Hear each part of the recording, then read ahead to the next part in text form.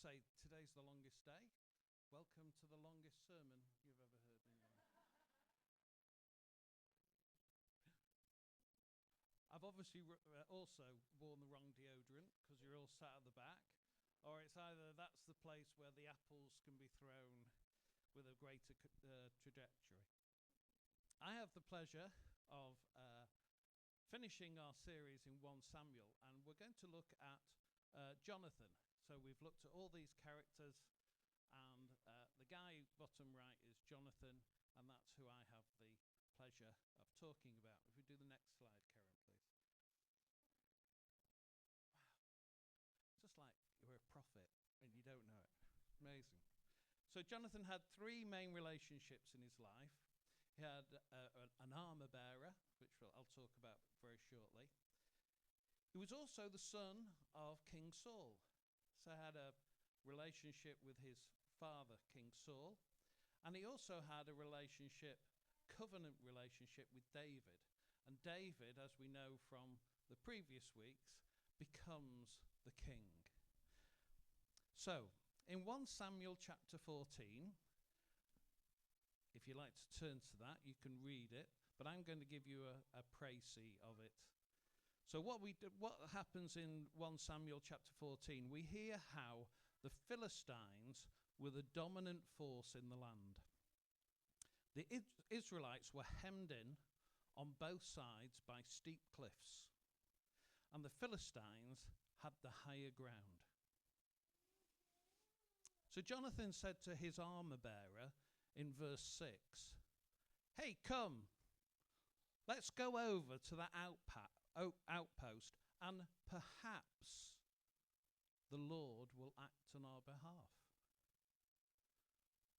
His armor bearer replied, "Go ahead, I am with you, heart and soul."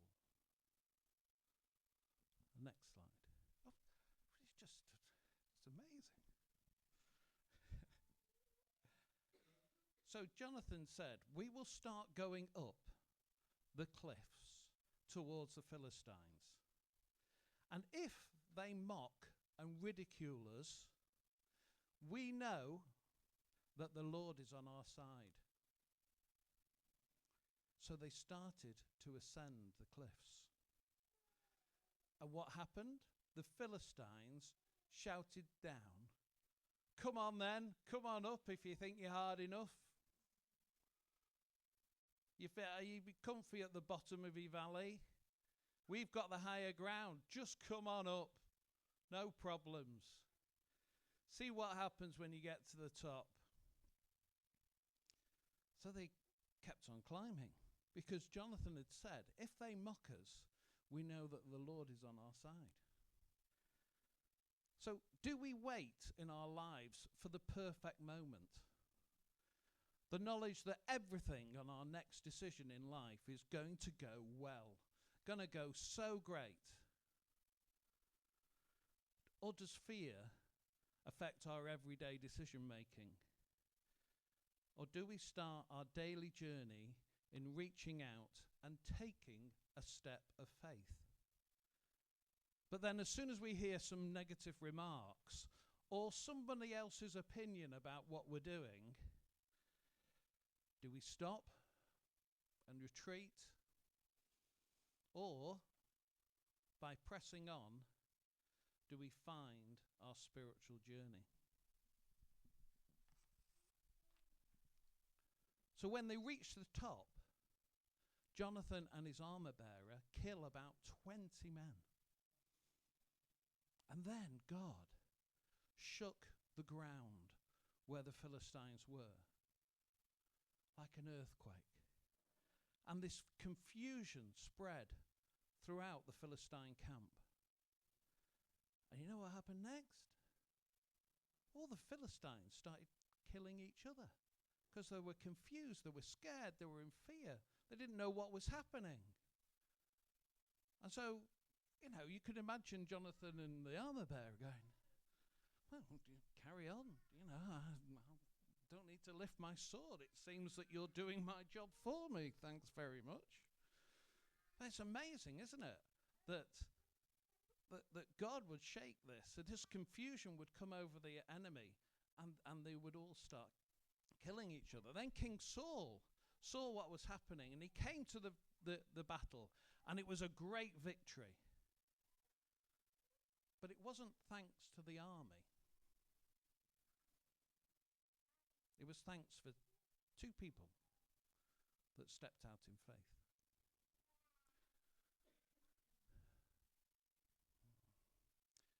I think the thing, what we hear about the armor bearer is that he didn't just do it as a job because he was Jonathan's armor bearer.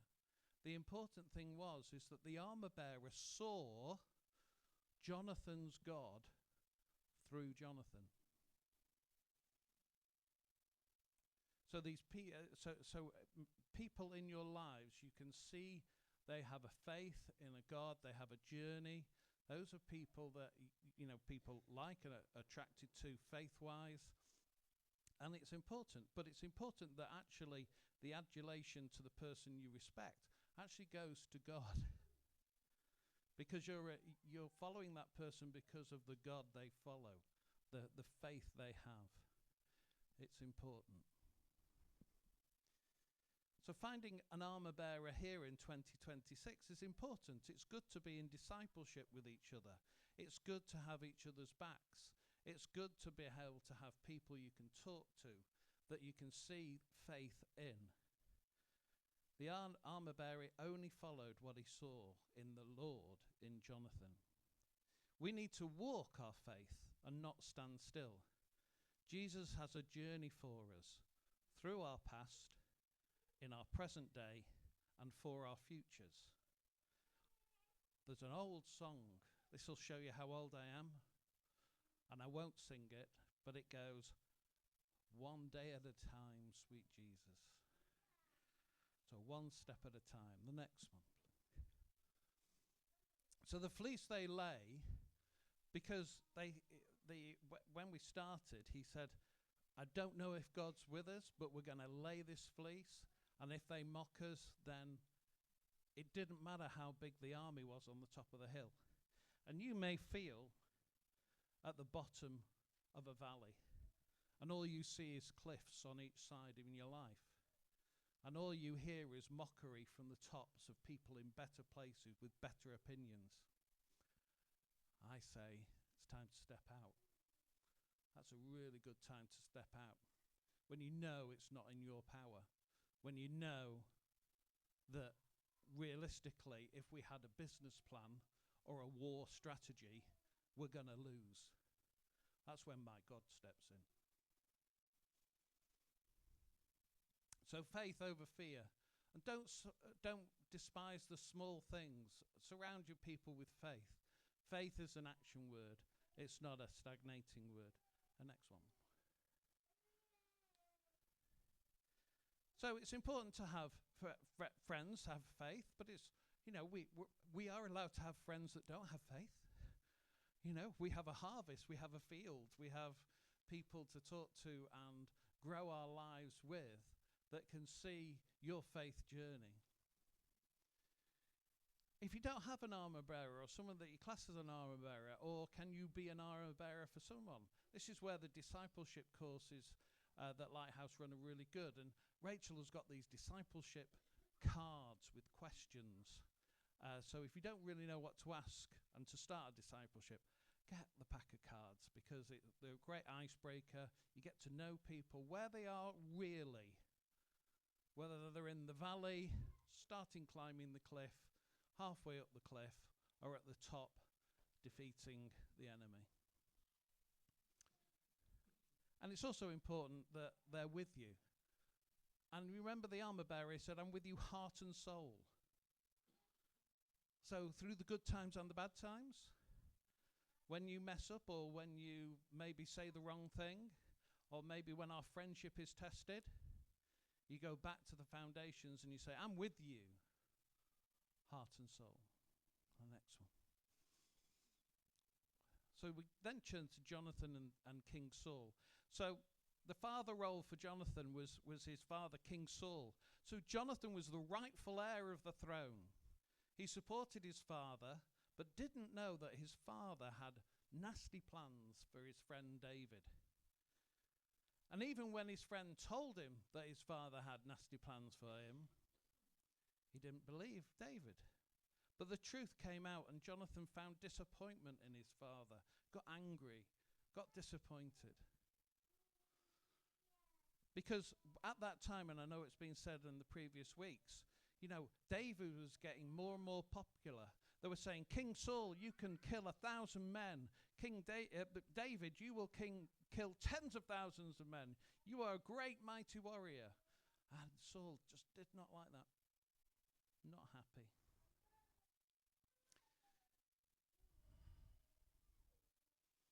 So family relationships are hard, even thousands of years ago. And they're hard now in 2026. Life brings choices. Do we resent or do we forgive?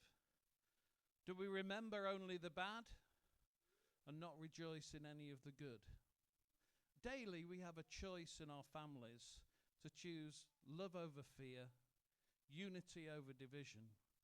And sometimes in those situations, we need a supernatural intervention and help through our faith in Jesus and what he really wants his family and his children to be. The next one.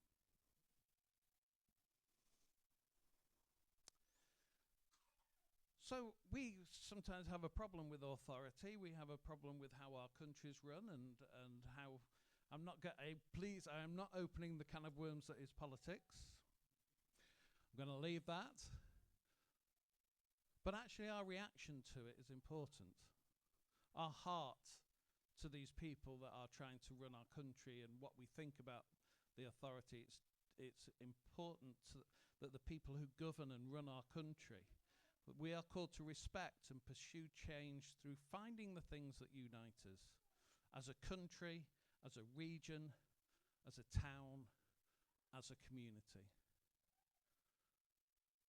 I like the fact that also, we have to pay taxes and, that goes into a pot. And, do we render unto Caesar or do we look for the dodge? Do we look for the cash transaction because then we don't have to declare it and we save a bit of money? Or are we looking to actually pursue and support our local businesses to the betterment of the businesses, the community, and the country, and the way the country is run? And fathers, being a father, I hold my hand up. I have 2 wonderful daughters that actually still like me. Well, the 2 cards came today, so that was good. So, but we've been through stuff. We've said the wrong things. We've had arguments. We've had slamming doors. We've even had doors knocked off their hinges.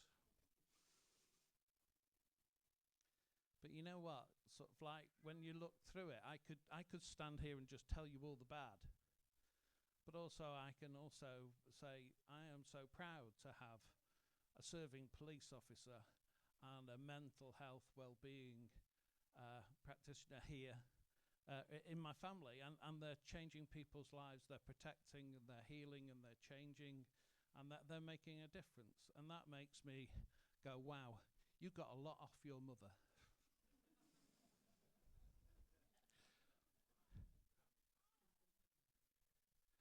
So it's good to be in discipleship. It's a good thing. So when we do the midweek groups, but also having time together in 2s and 3s, where we can honestly say where we are and where we hope to be with Jesus, is the best solution. The next one. I love this. Okay. So I'm just going to read a load of scripture out, but I'm not going to really explain it because it explains it itself. So in 1 Samuel 18 says, after David had finished talking with Saul, Jonathan became one in spirit with David, and he loved him as himself. From that day, Saul kept David with him and did not let him return home to his family. And Jonathan made a covenant with David because he loved him as himself.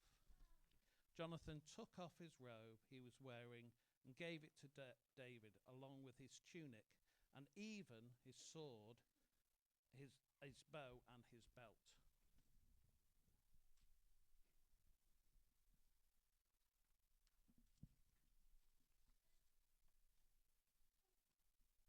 So this is covenant. And several months ago, a young man spoke on covenant. It was really good. He had Jim at the front, and we swapped coats and we swapped wallets, and it was about having this family covenant relationship. So in this covenant relationship, we have the son of the king, and we have David, who will be the future king. The significance of giving Jonathan's robe and tunic is, as the heir to the throne, Jonathan giving David his royal outer robe and his military garments was a symbolic transfer of his own status, Jonathan's status, and Jonathan's authority. He was acknowledging David as the future rightful king of Israel. The sword, the bow, and the belt, Jonathan was equipping David with his own weapons. This represents a binding military alliance, treating David as an equal and trusting him with his life and the protection of the kingdom. Next slide. Remember this when we talked about covenant before. You say as a family, and this is what will be said with David and Jonathan: my battles are your battles. My family is your family through the generations. My debts, I will pay your debts. Your household is my household. Your identity is my identity. Through water, fire, if death is on my left or my right, I am with you. And whatever you want me to do, I will do it. Next slide, please.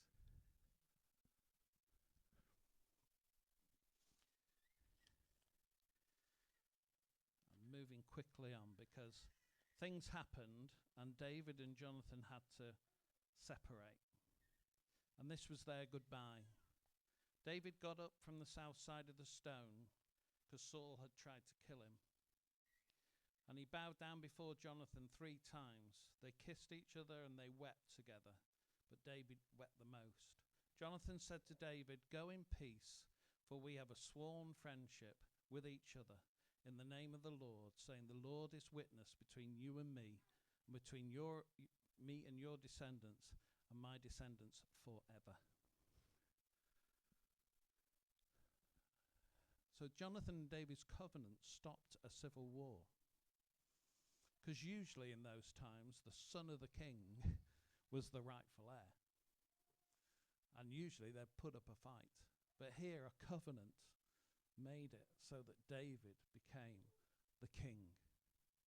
Real friendship, deep unity, without control, without competition, or loss of identity. That respect and that level of respect for each other. So when Jonathan eventually died, it was actually in the video, David sought out his remaining family. And the only family was a cripple who was the grandson of Jonathan. And he brought the cripple who had no state in society whatsoever. And he brought him and his family into the palace and sat them at the king's table. So it lasted for generation after generation. It wasn't just, we're just going to be friends for this time, then one of us passes away, that's it. No, it was a true commitment from generation to generation. And that is what King David did.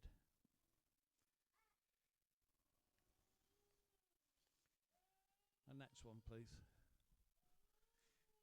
So Jesus' example is, as a father has loved me, I have loved you.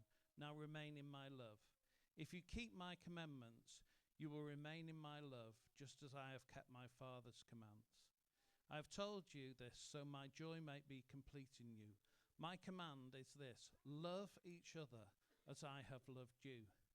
Greater love has no one than to lay his life down for one of his friends. You are my friends if you do what I command. I no longer call you servants, because a servant does not know his master's business. Instead, I've called you friends. And everything I've learnt from my Father, I have made known to you. The next slide. And the next one. So we're no longer slaves. Jesus makes us covenant friends. He asks us to love each other as he loves us. Jesus, on the cross, handed over his robe, handed over his military power, handed over his spiritual authority. Jesus was the King of the Jews and the King of Kings, and he laid it all down to be your friend. He laid it all down to be your friend. Rob's friend, Kim's friend, Deb's friend, Miles's friend, Errol's friend, Rachel's friend, even Phil's friend. Oh yeah, that Phil, yeah. Jesus stands before God's judgment and says, I've paid their debt. They are now my equal, and they're no longer slaves to sin, but they're my friend. And I, Phil Bradbury, trust my life in him because of all what Jesus has done for me. And this is available to everyone. Final thoughts. So I'm just going to stand at the back with Jan, and if you want prayer, then we're going to do that. I'll ask James to come up with the final song. But if anything in this has